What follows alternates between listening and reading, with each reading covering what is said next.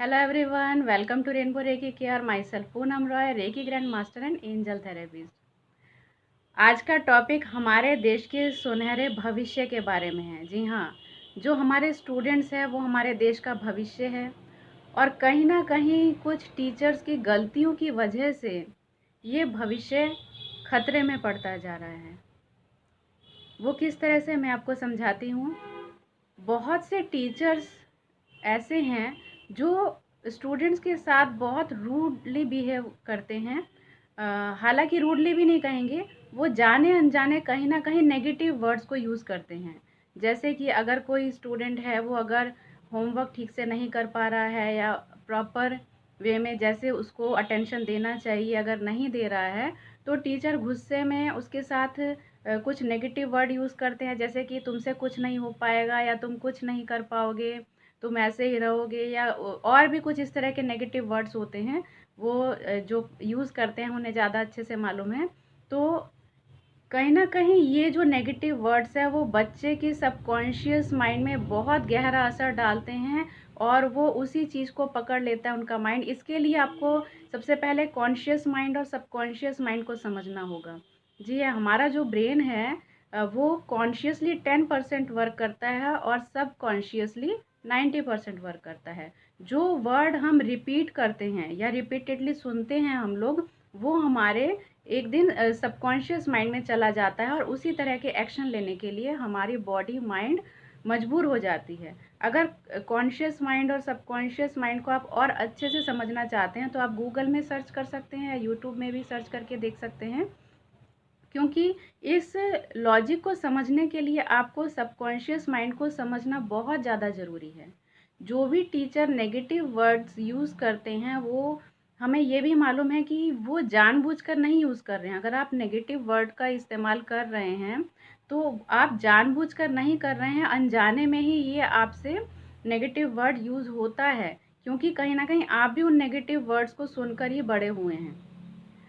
तो इन्हीं वर्ड्स को अगर आप स्टूडेंट्स के लिए यूज़ करते हैं तो आप अपने बच्चों के लिए भी यूज़ करते होंगे, या आपका बच्चा भी अगर किसी स्कूल में जा रहा है, अगर वो टीचर भी आपके बच्चे के साथ उस तरह के नेगेटिव वर्ड को यूज़ कर रहे हैं, तो ये बहुत बड़ी प्रॉब्लम है बच्चे के भविष्य के लिए।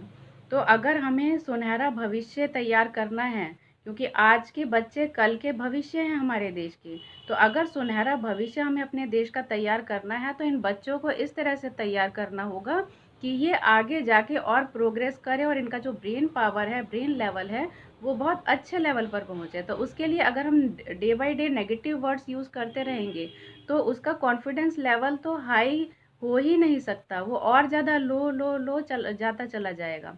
तो इस चीज़ को समझने की ज़रूरत है। इसके लिए आप ये कर सकते हैं, जैसे कि अगर बच्चा कॉन्शियसली आपकी बात को नहीं समझ रहा है या नहीं अटेंशन दे रहा है, तो आप उसको प्यार से समझाइए, या इस तरह से भी आप समझा सकते हैं, उस नेगेटिव वर्ड को आप कन्वर्ट करके कि तुम और अच्छे से परफॉर्म कर सकते हो, इसको और अच्छे से करो, या ये गलतियां तुम्हारी है, इन गलतियों को दोबारा नहीं करना है, इन गलतियों से सीख के तुमको आगे बढ़ना है। क्योंकि समझाने के बहुत से तरीके हैं। अगर बच्चे का कोई भला चाहता है तो वो सबसे पहले पेरेंट्स और दूसरे नंबर पर टीचर आते हैं। कोई भी टीचर अपने किसी भी स्टूडेंट का, चाहे वो कितना ही वीक क्यों ना हो, किसी भी स्टूडेंट का बुरा नहीं चाहते हैं, क्योंकि पेरेंट्स के बाद जो गुरु हैं या टीचर हैं वो ही उनकी प्रोग्रेस से सबसे ज़्यादा खुश होते हैं। ये तो फैक्ट है। लेकिन ये गलतियाँ आप अनजाने में करते हैं, तो इन गलतियों को समझने की ज़रूरत है। अगर आप इस तरफ थोड़ा ध्यान देंगे, मैं टीचर्स के बारे में बोल रही हूँ, अगर इस ओर थोड़ा सा ध्यान देंगे कि नेगेटिव वर्ड्स को आप बोलना बंद कर दीजिए, उसकी जगह पॉजिटिव वर्ड्स को यूज़ करके आप एक बार ट्राई करके देखिए, प्रैक्टिकल करके देखिए, तो आपको ड्रास्टिकली चेंज अपने आप ही नज़र आएगा उस स्टूडेंट पर। कोई अगर स्टूडेंट वीक है या उसके अंदर जो भी ऐसी कमियां हैं जो आपको नहीं पसंद हैं, तो उस उन कमियों को उसको समझाकर आप पॉजिटिव वर्ड्स उसके माइंड में डालना शुरू करिए, तो देखिए ड्रास्टिकली चेंज आपको अपने आप ही फील होगा। अगर आपको ऐसा लगता है कि आप चाहते हुए भी आप नेगेटिव वर्ड्स बोल रहे हैं या उसको बोलना बंद नहीं कर पा रहे हैं, तो कहीं ना कहीं अपने सबकॉन्शियस लेवल पर भी आपको वर्क करने की ज़रूरत है। उसके लिए आप कोई भी NLP कोर्स ज्वाइन कर सकते हैं, या आप ऑनलाइन भी सीख सकते हैं। जिससे आपको पता चलेगा कि अपने सबकॉन्शियस माइंड को किस तरह से ट्रेन किया जाता है और जो चीज़ें आप नहीं चाहते हैं उनको आप किस तरह से अपने माइंड से डिलीट करेंगे। तो इसके लिए भी आप ट्रेनिंग ले सकते हैं। हाँ, बच्चे हमारा रियली हमारे देश का भविष्य है, तो इस भविष्य को बर्बाद होने से बचाइए, क्योंकि सिर्फ ये 2 लोगों की ज़िम्मेदारी है, एक पेरेंट्स और एक टीचर।